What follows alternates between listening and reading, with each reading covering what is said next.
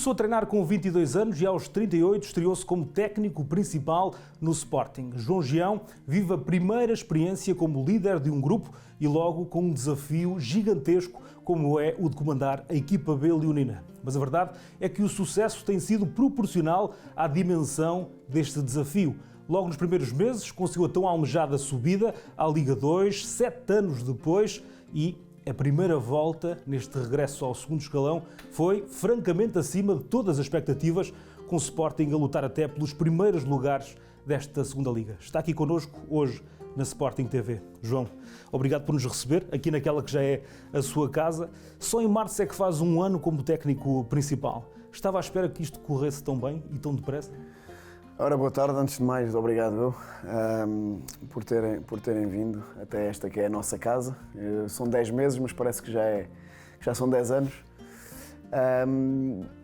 Sinceramente, eu vinha com muita ilusão, tive a oportunidade de abordar isso na altura, até em jeito de balanço no final da época passada.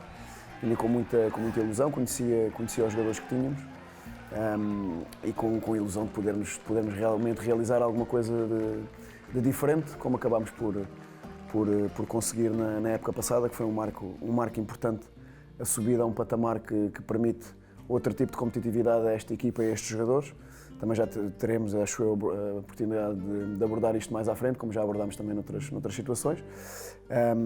E esta época tem de facto superado as nossas expectativas, se olharmos à classificação e àquilo que são os resultados meramente desportivos.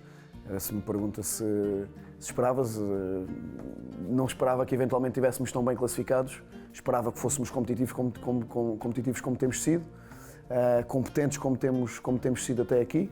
Isso esperava, porque conhecia o grupo que tinha ali dentro, os jogadores que têm ali dentro, apesar da tenridade, da mentalidade que têm, a competitividade que têm, a qualidade que têm, portanto eu sabia que íamos ser competitivos.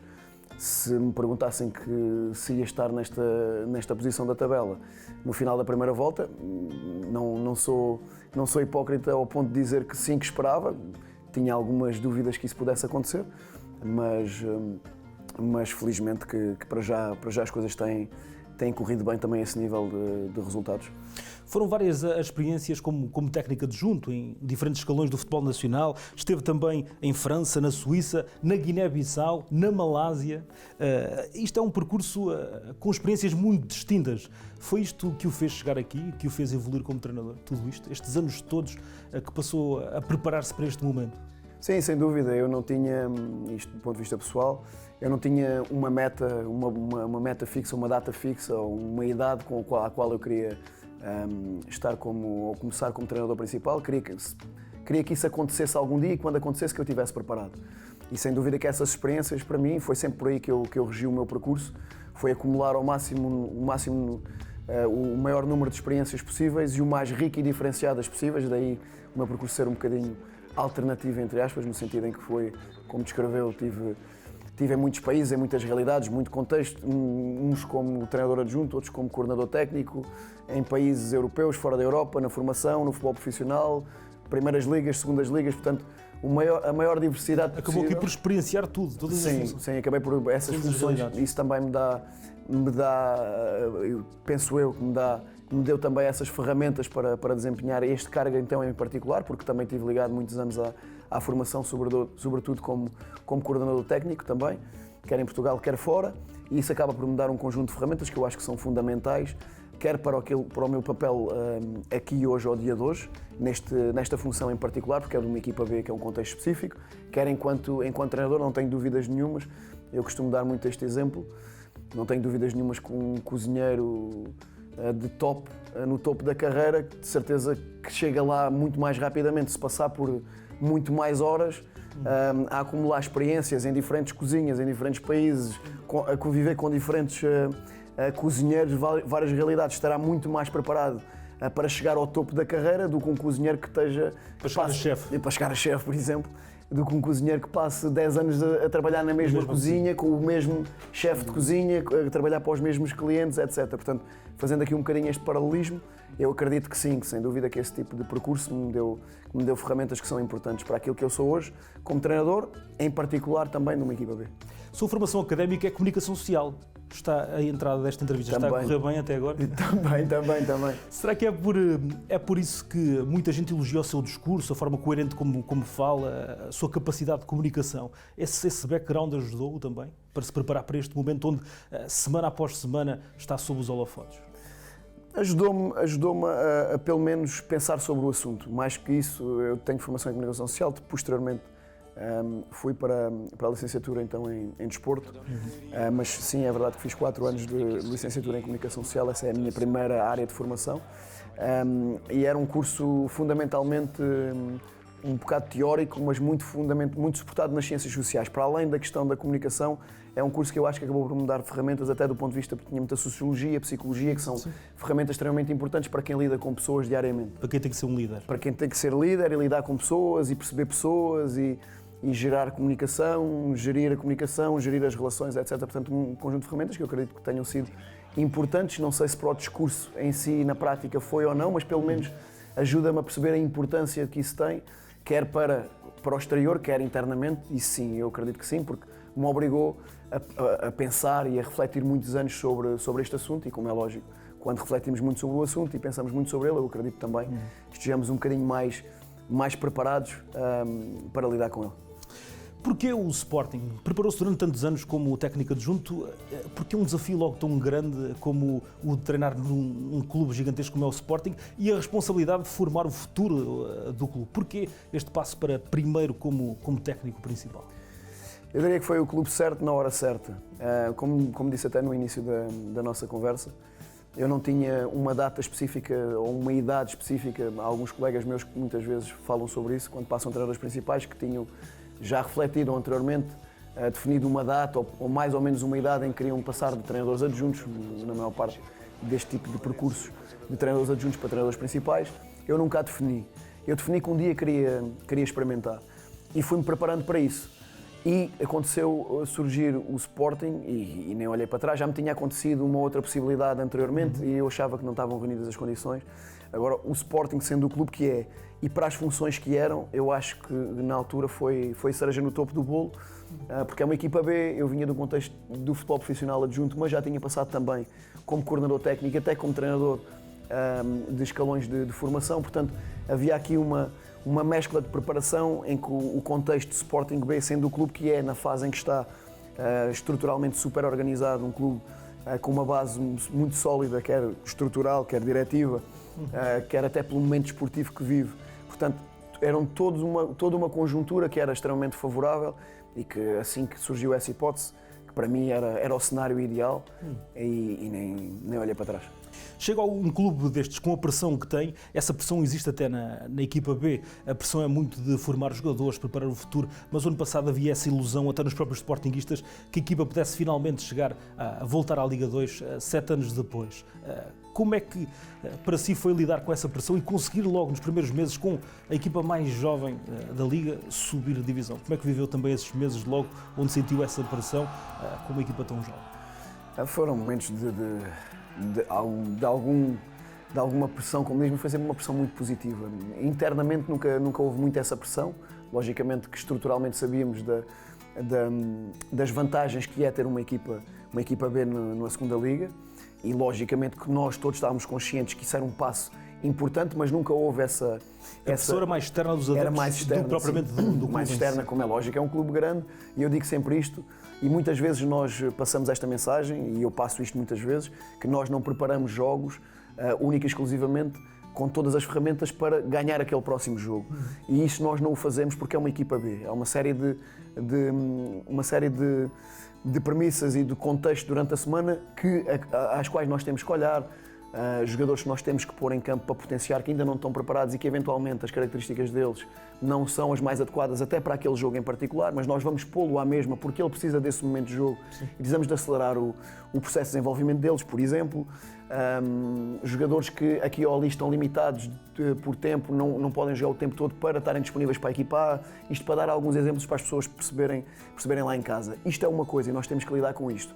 mas internamente nunca abdicamos e nunca deixamos de perceber aquilo que é a pressão externa num clube grande como o Sporting. Portanto, a mensagem interna é sempre clara. Num clube como o Sporting nós temos que estar de uma forma, uma cultura de vitória e com uma cultura de exigência. E essa nós pomos-la, nós, equipa técnica, diariamente dentro de nós, e depois passamos-la também aos jogadores. Eles sabem perfeitamente que a mentalidade nossa é sempre entrar em todos os jogos para sermos competitivos e para tentar ganhar o jogo. Isso é a nossa meta e isso nunca abdicamos disso. Agora, essa expectativa, como é lógico, isto nós temos que saber lidar com ela de uma forma relativamente natural. De estar num clube grande, temos que estar preparados mentalmente para isso, para lidar com momentos em que toda a gente espera que nós constantemente estejamos a ganhar, independentemente de estarmos num contexto de equipa B, num contexto especial, onde há muita volatilidade dos jogadores. Já usámos 30 jogadores esta época, há muito fluxo de jogadores para cima e para baixo, nós podemos abordar isto mais à frente, mas independentemente disso, nós não somos imunes e percebemos perfeitamente o nosso espaço,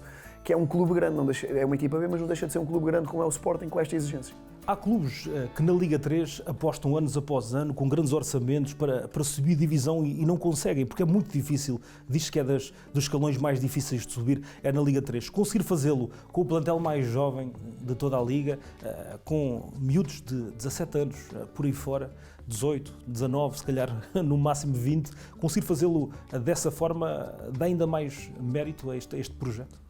Muito mérito, eu tive a oportunidade na altura de secar isto, muito mérito deles, de um grupo de jovens, mas apesar de serem jovens muito maduros, alguns deles têm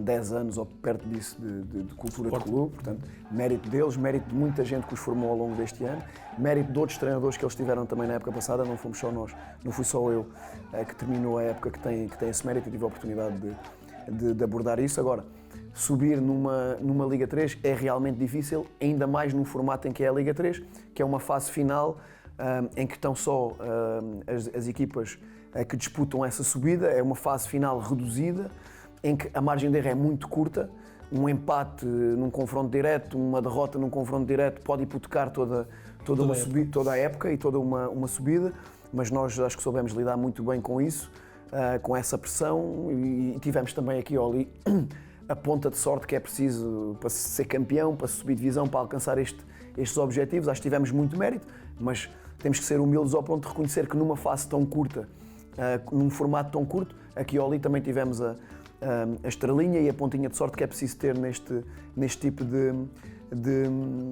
eventos e nós tivemos-la. Mas mérito muito grande dos jogadores, que foram super competitivos, que viraram alguns resultados que foram determinantes, que conquistaram, que empatámos alguns jogos depois de estar a perder nesta fase e que foi o suficiente aquele ponto para retirar 2 a um adversário direto. Lembro-me, por exemplo, do Belenenses na altura, em que tivemos a perder até ao último minuto 1-0 e o Belenenses estava na luta connosco, que perdendo esse jogo o Belenenses passava para a frente e poderia ser complicado nós ainda chegarmos à posição de subida direta. Conseguimos empatar no último minuto, como conseguimos ganhar ao Atlético aqui no último ou nos últimos 2 minutos, creio eu, minuto 88, 89 Sim. Por aí. Portanto, foram momentos de muita crença, muita união e mérito muito grande de muita gente, mas nomeadamente de um grupo de jovens, a maior parte deles ainda está connosco este ano, que acreditaram muito e que se uniram muito em prol de um objetivo maior, que era dar esta felicidade também aos adeptos do Sporting depois de 7 anos, creio eu. 7 anos. Porquê que era tão importante para estes jovens estar na Liga 2? É muito diferente? O nível que eles enfrentam aqui faz-os crescer ainda mais? Muito mais. A Liga 2 é o primeiro patamar de futebol profissional em Portugal. É uma diferença grande para a Liga 3, com todo o respeito e com toda a dificuldade que a Liga 3 exige. O nível dos jogadores sobe, não diria 1, 2 patamares, sobe 3, 4 patamares. É muito mais próximo, eventualmente os melhores clubes da segunda Liga são muito mais próximos dos da primeira do que os melhores da Liga 3 são da segunda, eu diria assim. E aproxima, fundamentalmente isto é o aproximar daquilo que será a exigência que eles encontraram na equipa A. Essa foi a grande conquista daquela subida, é permitir-nos estar num patamar de exigência onde eles têm que pensar muito mais rápido, o nível de preparação física para este nível de competição é muito superior, o erro aqui paga-se muito mais caro, os índices de concentração têm que ser muito superiores nesta liga, e isto tudo, este nível de exigência aproxima muito mais daquilo que é a realidade de uma equipa A, pegando outra vez num paralelismo. Eu não sou especialista em supermercados, como é lógico, mas um gerente de uma mercearia que passa de gerente de uma mercearia com 2 empregados, em que contacta com 3 ou 4 fornecedores durante o ano e no ano seguinte passa diretamente para gerente de uma cadeia de hipermercados onde tem, em vez de lidar com os 2 trabalhadores que lidou toda a vida, tem centenas de funcionários, centenas de fornecedores, etc. Tem que pensar mais rápido, mais global. Se este gerente tiver um patamar intermédio e passar por um supermercado de dimensão média, digamos assim, como é lógico, esta transição para chegar à grande cadeia de hipermercados será muito mais suave. E ele será muito mais preparado. Portanto, isso acontece a estes miúdos. Fazendo o paralelismo é um bocado por aí, ou seja, eles passando diretamente, não invalida, e tivemos muitos casos de sucesso. O salto era maior. O salto era maior. Tivemos alguns casos de sucesso e isto não invalida, porque há miúdos realmente que são de elite e de outro nível, que conseguem transitar de um patamar de Liga 3 e chegar a um patamar de equipa Sporting, e o Sporting nos últimos anos não deixou de formar jogadores para o topo, não tendo a Liga 2, mas esta Liga 2 faz aproximar muito mais, faz que este processo seja muito mais rápido e faz também com que nós próprios internamente consigamos também tirar ilações muito mais rápidas. Chata a curva de aprendizagem. Chata a curva de aprendizagem também. E internamente o que eu dizia é mais uma ferramenta para nós próprios termos certezas. Quando avaliamos um jogador num contexto de Liga 3, é diferente porque o patamar, o gap é grande, portanto gera-se aqui ou ali alguma incerteza sobre este ou aquele jogador, que é perfeitamente natural. Num patamar de Liga 2, um jogador que joga como tem jogado agora ultimamente, e foi os confrontos diretos que tivemos com os primeiros lugares, com o Vizela, com o Viseu, que estão recheados de jogadores de Primeira Liga, têm jogadores que podiam perfeitamente jogar na Primeira Liga. Com o Marítimo também. E com o Marítimo, por exemplo. Comparar estes jogadores diretamente com estes jogadores destas equipas dá um grau de fiabilidade muito maior daquilo que poderemos esperar no curto prazo, ou no médio prazo, ou até no longo prazo. Disse há pouco que o nível de uma equipa que luta para subir na Liga 3 é totalmente diferente do que a que luta para subir na Liga 2. Sim. Mas a verdade é o que é que mudou do ano passado para este ano, e o Sporting está a lutar pelos primeiros lugares. Recebeu 3 reforços, o Rómulo, o Ryan Lucas e o Paulo Cardoso. Regressaram, por exemplo, o Rodrigo, que agora já sabemos vai jogar na Alemanha, o Samuel Justo, o Talongo e o Pontelo, não tem feito assim muitos minutos por além estes últimos 2, e a equipa passa de lutar nos primeiros lugares da Liga 3 para lutar pelos primeiros lugares da Liga 2. Isto deve-se a quê? Como é que estes jovens dão um salto tão grande? É por crescimento deles ou é as próprias características da Liga? Não sei, relevados melhores, já ouvi os jogadores dizerem isso, sim, já ouvi os jogadores dizerem que o estilo de jogo é diferente, que não é tão físico, não é tão agressivo no ponto de vista negativo, que às vezes vimos alguns jogos aqui na Liga 3. Eles chegam e lutam pelos primeiros lugares. O que é que mudou nestes jovens? Foi crescimento puro deles? Não, puxando um bocadinho o filme atrás, recebemos alguns jogadores novos, perdemos também alguns jogadores que foram fundamentais também para nós, fruto das circunstâncias perfeitamente naturais do percurso deles, porque alguns jogadores não têm diretamente espaço na equipa A, e nós não formamos apenas jogadores para o espaço da equipa A, formamos logicamente em primeiro plano para jogadores que possam integrar o plantel da equipa principal, mas depois numa segunda linha, alguns jogadores que não têm espaço no plantel da equipa principal possa criar depois mais valias para o clube, e acabou por acontecer isso com alguns jogadores que foram fundamentais também nessa equipa o ano passado para alcançar os objetivos coletivos que alcançamos, e estamos a restringir apenas aos objetivos coletivos. Mas perdemos esses jogadores e recuperámos alguns, como no Mio, por empréstimo, mas o que eu queria dizer com isto é que, grosso modo, efetivamente, a equipa é basicamente a mesma. 85% são os mesmos jogadores? Sim, são os mesmos jogadores. O que aconteceu é que acho que a equipa teve um crescimento evolutivo grande, continuou-se a desenvolver.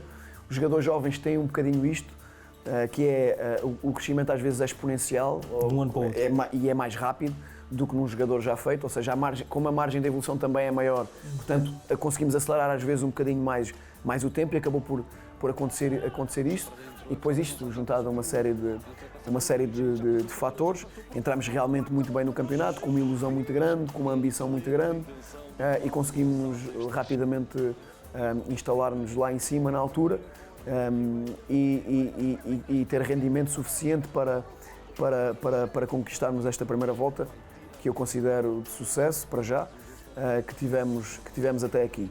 Mas fundamentalmente isto, um crescimento coletivo e individual exponenciado, que conseguimos acelerar aqui num período crítico de transição para um espaço competitivo diferente, mas fundamentalmente uma equipa que já tinha qualidade, que ao desenvolver-se mais rapidamente conseguiu, num patamar acima, continuar a ter sucesso. Agora, como é lógico, e estamos atualmente a passar por uma fase menos positiva, Isto reflete-se exatamente por aí, a Liga sendo mais competitiva, a Liga 2, e pegando um bocadinho neste exemplo que estava a buscar há bocado, nesta comparação de Liga 3 para a Liga 2, nós, por exemplo, ultimamente, as derrotas que temos tido, temos-las porque é a Liga 2, ou seja, foram jogos em que nós fomos extremamente competitivos, em que fizemos o mesmo para ganhar, que não ganhámos, mas que fizemos o suficiente, como fizemos noutros jogos que ganhámos, mas como aqui ou ali tivemos uma falha de concentração, um erro numa bola parada, não cumprimos com rigor um posicionamento aqui ou ali numa bola parada, penalizámos-nos com um golo e não conseguimos ganhar os 3 pontos. Se calhar na Liga 3 isso tinha acontecido. Portanto, para percebermos um bocado... O último jogo aqui, por exemplo, com o Viseu, dois maus passos na zona intermédia acabam por dar o... Paga-se caro. O Viseu tem... As individualidades dos adversários fazem muita diferença. Sem dúvida. E ainda bem que é assim, para eles perceberem e terem que lidar também com esse sucesso. Na altura foi, creio, o David, por exemplo, o David Moreira, que é dos jogadores com mais taxas mais regulares e mais taxa de sucesso de passe, e na nossa primeira fase de construção, foi ele que errou, mas foi importante também para ele perceber, errou, ainda por cima errou logo no início do jogo e teve que lidar todo o resto do jogo e teve uma performance muito boa daí para a frente. Isso tudo é uma etapa de crescimento que eventualmente se calhar na Liga 3 não ia acontecer, ou pelo menos não ia acontecer com tanta regularidade. Imagino que para si seja diferente o seu papel como treinador se estivesse numa equipa que de forma pura e dura luta por resultados. Aqui os resultados não são de todo o mais importante, é a evolução dos jogadores, focar-se em conseguir potenciar ao máximo cada um deles individualmente. Isso torna o desafio ainda maior do que se estivesse a lutar pelos resultados puramente? Sim, claramente. Depois, porque no fim do dia temos que conseguir conjugar tudo isto. E não podemos esquecer que temos que continuar a ser, eu digo isto muito e repito-me um bocado, mas temos que continuar a ser competitivos em todos os jogos. Nesta liga não dá para tirar o pé. Agora, temos que conseguir ser competitivos e ao mesmo tempo continuar a desenvolver jogadores. Continuar a colocar jogadores que eventualmente ainda não estejam no limiar de rendimento ou no patamar de rendimento que para uma Liga 2, mas que eles precisam de jogar 3, 4, 5 jogos para depois sim estarem adaptados a esta realidade e depois sim terem algum rendimento neste. Mas se não o fizermos, se não corrermos este risco, ele nunca vai estar preparado para ter rendimento nesta liga. Portanto, temos que acelerar este processo, temos que correr estes riscos. Disse há bocado também, uma outra diferença tem muito a ver com isto. Um treinador que esteja numa equipa normal, digamos assim, muda um jogador se tiver um avançado mais rápido ou exatamente, estrategicamente monta uma equipa para si, quer sujeitá-lo a essa adversidade se for essa a lacuna dele. Exatamente. É um ótimo exemplo. Um central, sei lá, que seja até mais, não seja tão rápido, mas que nós acreditamos, ok, não é muito rápido, mas tem outras características. Sim. Em que nós acreditamos enquanto clube, acreditamos neste jogador. Vamos apanhar um avançado rápido. Sim. Ele vai ter dificuldades com este avançado. Eu, se calhar, se estivesse numa equipa, não numa equipa B, tinha alguém mais rápido, menos posicional, menos forte no jogo, não quer dizer que seja exatamente, não quer dizer que seja exatamente este exemplo, mas só para percebermos aquilo que estamos a falar. Aqui não o faz. Aqui não o faço. Porque ele tem que se adaptar àquela adversidade. E ele, para chegar à equipa principal, ou para poder almejar chegar lá, tem que passar por esse processo e saber se defender dessa dificuldade. A equipa chegou a estar 7 jornadas numa Liga 2, no regresso, com tanta juventude, 7 jornadas sem perder, com 5 vitórias nessas 7 jornadas. Alcançar esta regularidade com jogadores tão jovens não é normal. Isto é dado pela qualidade deles, pela mentalidade. Como é que conseguem estar 7 jornadas sem perder, com 5 vitórias, tão jovens numa Liga 2? Sim, eu acho que a mentalidade explica muito isso. Eu reforço muito isso. Eu acho que a mentalidade é algo que é fundamental em todas as áreas profissionais e no futebol, num tipo de contexto de adverso, de termos que nos superar semanalmente, de termos que enfrentar adversários competentes semanalmente, etc. Portanto, a mentalidade é fundamental e, logicamente, que é a união do grupo, a coesão e este tipo de mentalidade. E eu digo isto de mentalidade e coesão porque nem sempre é fácil, e já jogámos com 30 jogadores, aceitar este fluxo, jogadores que vêm de baixo e jogam, jogadores que vêm da equipa A e jogam, jogadores que nós temos, por exemplo, passam a semana na equipa B a treinar regularmente, a dar tudo e depois não são eventualmente premiados ao fim de semana porque há outros jogadores ou que vêm de baixo e jogam ou que vêm de cima e jogam, porque o projeto individual para cada um deles está acima disto tudo e eles conseguirem lidar com isto, com esta volatilidade que existe numa equipa B e é perfeitamente natural. Eles saberem lidar com isto, manterem-se unidos, coesos e ainda assim serem competitivos, é um desafio grande e eles têm conseguido superar. Portanto, acho que se explica por aí os momentos de sucesso, mas também aqueles de insucesso, porque depois há também uma panóplia de fatores dentro do jogo que não controlamos, como aquele que estamos a viver atualmente. Agora, é isso mesmo. Foi dizendo várias vezes que, depois daquelas vitórias todas que falámos desse momento, que um dia ia chegar um momento menos positivo. Ele está a acontecer agora com estes 4 jogos, com estas 4 derrotas. Isto são o quê? Dores de crescimento para estes jovens? Não, também. Já lá vamos à parte das subidas que tem existido a equipa, e felizmente para si, porque esse é o seu trabalho. Claro, mas isto também são dores de crescimento destes próprios jovens. Sim. Apanham as equipas mais fortes? Claro que sim, e eu dizia há pouco, e nós só estamos a perder todos os jogos pela margem mínima mesmo, ou seja, e em todos os jogos, e nós analisamos o jogo e coletivamente, baixámos de rendimento aqui ou ali, por exemplo, agora na segunda parte do último jogo, mas do modo geral acabamos o jogo e em nenhuma das derrotas que tivemos até agora sentimos que não fomos competitivos ou que aqui ou ali não podíamos ter não perdido o jogo. Isso ainda não aconteceu e pode perfeitamente, e eu sou humilde o suficiente para o reconhecer quando isso acontecer, porque vai acontecer. Vai acontecer um dia em que vamos perder, se calhar não pela margem mínima, em que o adversário vai nos criar 7, 8 oportunidades de golo, vai ganhar bem e... Mas ainda não aconteceu. Ainda não aconteceu. Ou pelo menos nesta fase não nos está a acontecer. Estamos a ser competitivos, mas não estamos os fatores do jogo, que às vezes um canto em que não fomos competentes, somos penalizados e depois temos que ir atrás do jogo. O Viseu, por exemplo... Transições? No Viseu, por exemplo, estávamos no nosso melhor período do jogo, empatados 1-1, há uma transição, dá um canto numa segunda bola, falta que não sei se é, se não é, ok, não me desculpo com isso, mas acaba por haver Bom na bola aqui, junto à área. Que seja, não quer pegar nisso, sim, mas acaba por ser uma segunda bola que não fomos tão competentes, tão concentrados, 2-1, o Viseu, uma equipa experiente, fechou-se lá atrás, ganhou e não está em discussão, ganharam e está tudo certo. O que eu digo é, nesse jogo perdemos, mas fomos tão competitivos como fomos noutros momentos em que ganhamos. Mentalmente é preciso fazer um trabalho também com estes jogadores, não é? Tem por exemplo, já usou 5 júniores, se não estou em erro, este ano. São jovens de 17 anos, 18 anos. Mentalmente também, como é que se faz este papel perante um momento negativo? Muitos deles cresceram quase só a ganhar nos escalões de formação. Exatamente. Chegam a este contexto, têm um ciclo de 4 derrotas. Mentalmente, como é que se trabalha estes jovens? Claro, esse é mais uma particularidade da equipa B. Em nenhum patamar de competição do processo de desenvolvimento deles até agora, em nenhum patamar foram, nem de longe nem de perto, tão competitivos como a equipa B, muito menos como a equipa B numa Liga 2. E como dizia bem, a esmagadora maior parte do tempo nos escalões de competição do Sub-19, no Sub-17, há aqui campeões de Sub-15, campeões de Sub-17. Claro que sim. Mas nunca passaram por jogos tão competitivos, uma série tão continuada de jogos. Exatamente. Ou por uma série de jogos continuamente tão competitivos como é uma segunda liga. E isso é um patamar que também traz outros desafios. Agora, como é lógico, são jovens que também criaram as suas expectativas, como é normal, porque à volta também o facto de estarmos sempre lá em cima e de ganharmos constantemente, etc., cria toda uma expectativa. Cria uma dinâmica de vitória. Cria uma dinâmica de vitória, uma expectativa que faz com que, ao mínimo percalço, também pareça que é mais grave do que o que é. Coloca-se as coisas em causa. Não diria colocar em causa, porque não sentimos isso, mas que é normal que aqui ou ali que gere uma dúvida aqui ou ali, ok, mas o que é que não estamos a fazer tão bem agora que estávamos a fazer anteriormente? E no fundo são apenas particularidades dos jogos, logicamente com uma conjuntura difícil à volta que temos, mas são momentos que são perfeitamente naturais.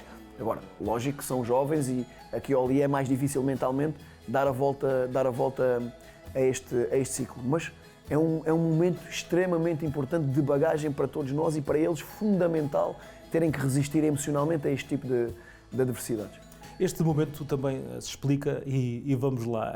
Não fiz o levantamento, mas se fizer, se calhar, não há outro treinador na segunda liga que nunca tenha repetido um 11 inicial. O João Gião faz uma volta inteira da segunda liga sem repetir um 11 inicial.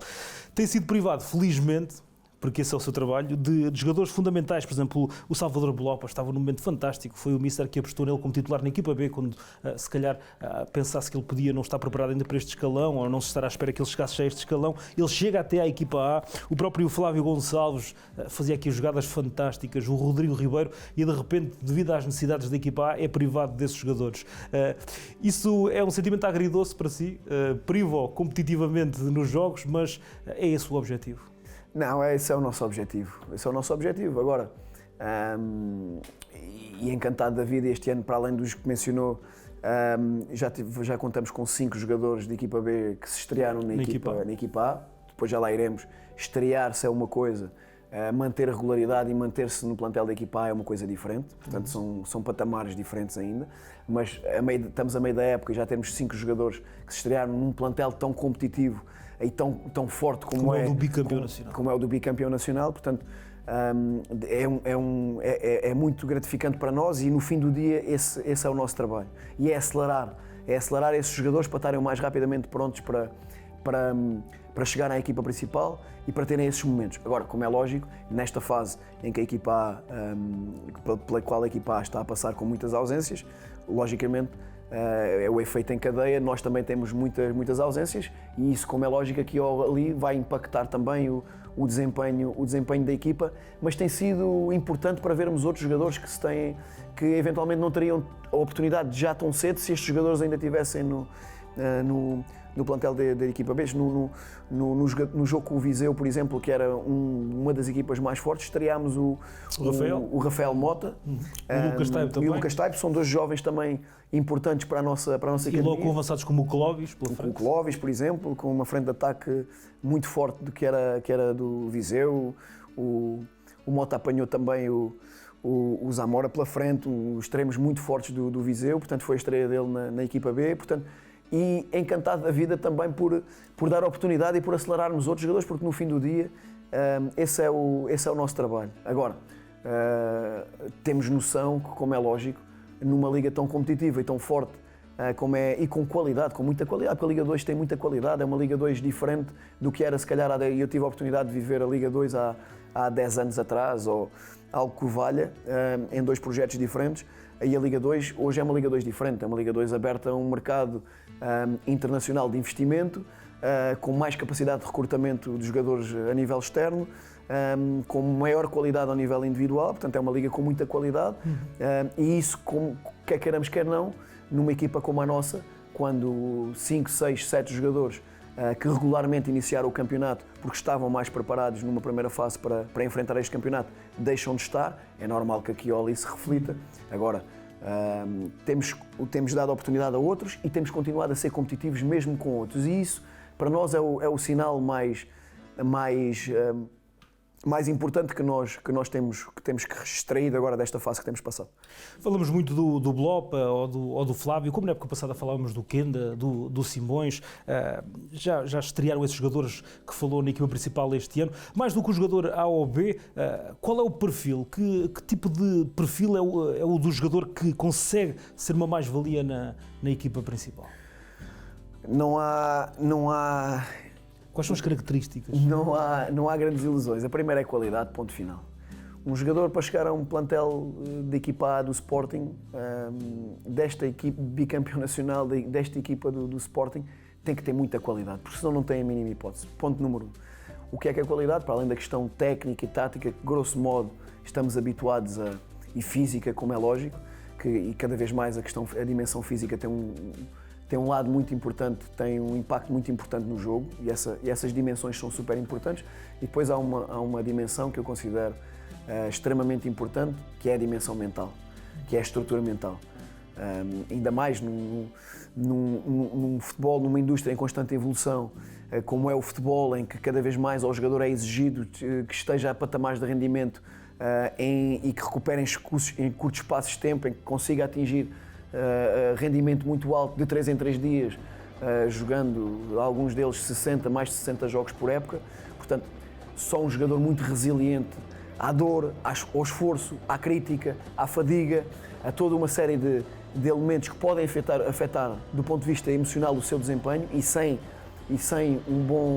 uma boa capacidade mental psicológica e sem um bem-estar emocional, um jogador não consegue que todas as outras dimensões físicas, técnicas, táticas, etc., consigam sobressair. Portanto, sem esta dimensão, estar estável e, portanto, tendo todos estes constrangimentos que eu enumerei numa indústria como é hoje o futebol, nesta profissão, tendo todos estes constrangimentos, um jogador que não tem esta capacidade mental não tem a mínima hipótese de chegar a um contexto de equipa principal. E todos os jogadores que mencionou e que referiu como exemplo, que o ano passado se chegaram e impuseram na equipa A, ou que este ano estão a aparecer, têm essa dimensão muito, muito vincada. Muito bem.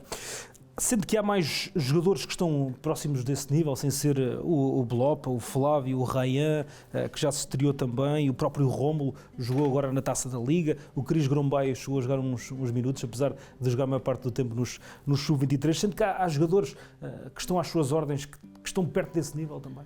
Sim, há mais. Sim, acho que sim.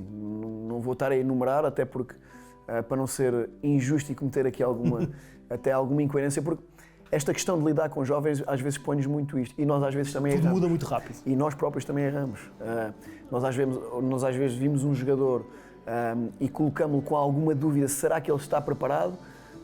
E tomamos esse risco porque a nossa função assim o exige de ter, já abordámos isto um bocado anteriormente, de correr esse risco. Corremos esse risco e algumas vezes somos surpreendidos. E há alguns jogadores que nós achávamos que eventualmente ele poderá ainda estar longe, ele em 2, 3, 4 jogos dá uma resposta tal que nos acelera até a nós a percepção que tínhamos anteriormente. Portanto, isto não é uma ciência exata. E, portanto, há alguns que nós achamos internamente que estão mais perto, mas também há outros que nós olhamos para eles no médio e longo prazo, mas que eventualmente eles vão dar uma resposta e o crescimento vai ser exponencial e eles vão estar até mais rápido prontos do que aquilo que nós pensamos. Agora, depois há aqui outros fatores, que é o fator oportunidade, como é lógico. Claro. É preciso existir a oportunidade e como tem existido até aqui, até têm existido mais oportunidades do que aquilo que seria expectável em função das várias ausências. Infelizmente para o Rui Borges, infelizmente para o Mr. Rui Borges, exatamente. Tem havido mais oportunidades do que seria expectável. Agora eu acredito que há mais jogadores aqui com potencial para chegar lá. Como é que se gerem os jogadores que vão à equipa principal, depois voltam? Já disse há pouco que uma coisa é ir lá, outra coisa é conseguir ter regularidade lá. Como é que mentalmente se faz também essa gestão? Eles chegam ao topo, cumprem um sonho, metem aquela placa na famosa parede, todos olham quando vão almoçar, quando vão jantar. Depois, quando eles regressam para si, como é que mantêm os pés deles assentes no chão? Como é que se faz esse trabalho? É sempre com a verdade. Com a verdade e com a realidade, dizendo-lhes isso mesmo que acabou de enumerar. Dei este exemplo também já noutra oportunidade a um colega. Levo-os quase sempre, quando se estreiam, levo-os sempre a ver as placas que estão na academia para lhes dizer isso mesmo, que há uma série de jogadores que se estrearam na equipa principal do Sporting e muitos deles que só se estrearam uma vez e que depois não deram continuidade, outros que se estrearam, saíram para fora e que hoje em dia alguns já nem profissionais são, portanto, não são claramente a maioria dos casos, senão não estaríamos a fazer um bom trabalho. Claro. Felizmente, a maioria dos casos são de sucesso. O sucesso no clube ou o sucesso ou sucesso fora. No clube, como é lógico, dada a dimensão da equipa principal do Sporting, não é fácil. Da equipa B que temos, nós temos um plantel de cerca de 30 jogadores, grosso modo, e desses 30, se 3, 4 jogarem na equipa principal do Sporting com regularidade ou se fixarem no plantel principal do Sporting, fantástico, grande trabalho. Portanto, é difícil, é efetivamente difícil. Mas, para voltar atrás, é explicar-lhes isto mesmo, dizer-lhes a verdade, dar-lhes este tipo de exemplos, eles perceberem que nem todos os caminhos foram felizes e foram de sucesso, eles perceberem isto mesmo, que chegar lá e estrear-se não é o mesmo de que sou jogador do plantel da equipa A em definitivo, são coisas completamente diferentes. Não vale a pena pôr-se em vicos dos Exatamente. Um grande banho de humildade. Eu creio que, e já tivemos essa conversa com o Mr. Rui Borges, falo também do lado da equipa profissional e isso ajuda. Portanto, do lado deles, eles acabam por também lhes fazer um bocado sim. Chegar aqui não é o mais difícil, ficar. Exatamente. É fácil essa gestão dos jogadores que faz com o Rui Borges? Como é que é a vossa relação? Ele fala muitas vezes em si, chegou até a dizer que iria dificultar o seu trabalho numa semana X ou Y, dado os jogadores que lhe iria roubar, entre aspas. Ele vem aqui aos jogos, sempre que pode, está aqui na bancada nos jogos da equipa B. Como é que é o vosso entendimento? Sim, temos uma relação muito informal e muito facilitada, quer com o Mister, quer com os elementos da equipa técnica, que também fazem a ponte connosco. Os elementos da equipa técnica do Mr. Rui Borges também fazem a ponte connosco na equipa B. O Mr. Rui Borges, tanto aqui no Aurélio Pereira, vê sempre que está disponível, em função, logicamente, daquilo que é o schedule da equipa A e que está disponível, vem assistir aos nossos jogos. Mesmo treinos, porque o nosso campo é ao lado do campo da equipa principal, mesmo treinos quando não treinamos no mesmo horário ou acabam mais cedo algo que o valha, vem muitas vezes ao nosso campo, estamos muitas vezes à conversa e falamos, como é lógico, todos os dias, porque há um fluxo sempre a gerir, há sempre uma troca de informações que é fundamental para o desenvolver da nossa atividade diária. Jogadores que vão acima, que vêm para baixo, gestão de cargas dos jogadores, que hoje eventualmente na equipa B não poderão fazer determinado exercício para amanhã estarem disponíveis. Esse aspecto dos treinos da equipa A, que é muito importante, não é só os jogos. Equilibrar os treinos da equipa A. Equilibrar os treinos da equipa A, muitos jogadores nossos que participam nos treinos da equipa A e que depois há toda uma série de adaptações e de gestão que nós temos que fazer e que temos que antecipar e, portanto, é muito simples esta relação e eu diria, se tivesse que classificar, é muito informal e muito fluida. Muito bem. Já utilizou 30 jogadores, já o disse aqui 2 vezes, porque parece que quanto mais jogadores se utilizam neste escalão, mais jogadores são sujeitos a um ritmo competitivo que eles não conseguem noutro escalão aqui na Academia. 5 júniores, é possível ainda estrearem-se mais? Eu estou convencido que sim. Para não dizer de certeza absoluta, mas quase certeza. E eventualmente já na próxima jornada, não é uma certeza? Eventualmente. Não, sim, esse é o nosso caminho. São 30, realmente é um número muito... Eu outro dia até estivemos a olhar, estava a falar com o Miguel Henriques, que é também o nosso colaborador da comunicação, e falávamos desses dados. Eu creio que o recorde numa equipa B do Sporting são 37. Não sei se chegaremos a esse número, mas 30, tendo em conta que estamos a meio da época, eu diria que estamos bem encaminhados, mas, como tudo, é o nosso processo, são realmente muitos. Para além de liderar a equipa B, lidera também os jogos na UEFA Youth League. É tão especial essa competição, não é? Toda a gente diz, é a Liga dos Campeões dos Jovens. O Sporting tem conseguido campanhas históricas. Como é que gera também esses ritmos diferentes? Porque há muitos jogadores com que pode contar na equipa B, depois não pode contar nos jogos da UEFA Youth League. Tem jogos frente ao Bayern Munique, ainda agora vimos um jogaço que conseguiu o empate mesmo no final, que foi muito importante para aquilo que vem aí. Agora está apurado para a próxima eliminatória. Como é que é também essas diferenças entre as duas equipas, entre orientar as duas equipas? Obriga-nos a uma gestão e uma organização, um planeamento grande, em termos de equipa técnica, para começar, porque muitas vezes andamos a gerir o microciclo, ou melhor, a atividade de 2 equipas em simultâneo, portanto, chegamos a treinar, a fazer 2 treinos na mesma manhã com uma equipa e com um grupo e com outro grupo, portanto, a equipa B, que não está, a esmagadora maioria do plantel não está apto para jogar na Youth League, portanto tem que continuar a treinar e a preparar o jogo do fim de semana da segunda Liga, e a equipa da Youth League, que envolve os jogadores da equipa B, do Sub-23, do Sub-19 e do Sub-17, inclusivamente do Sub-16, também já tivemos um ou outro jogador integrado connosco, e é outro grupo.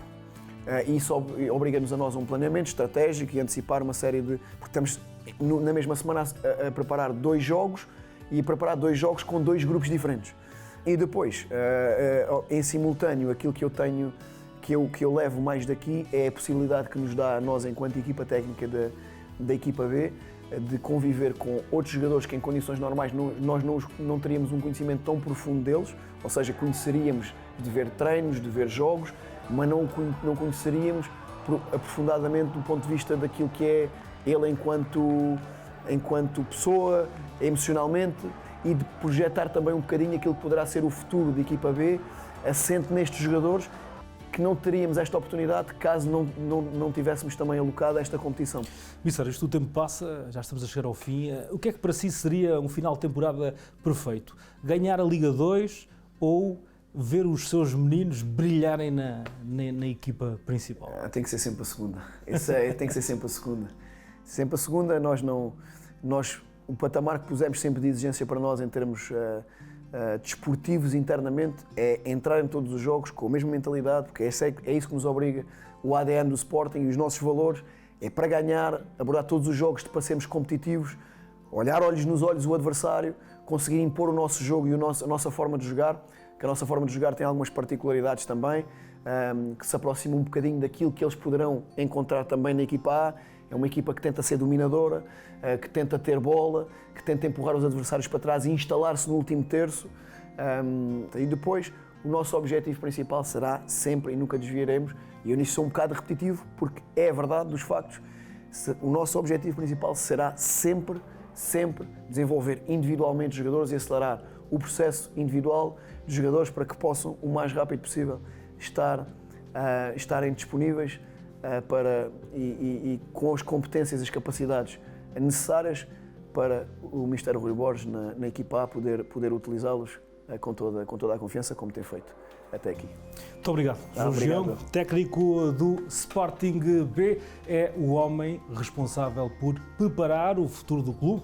Para já está a fazê-lo com sucesso. Não só tem conseguido colocar vários jogadores na equipa principal, como na segunda liga, a equipa B continua a lutar pelos lugares de topo.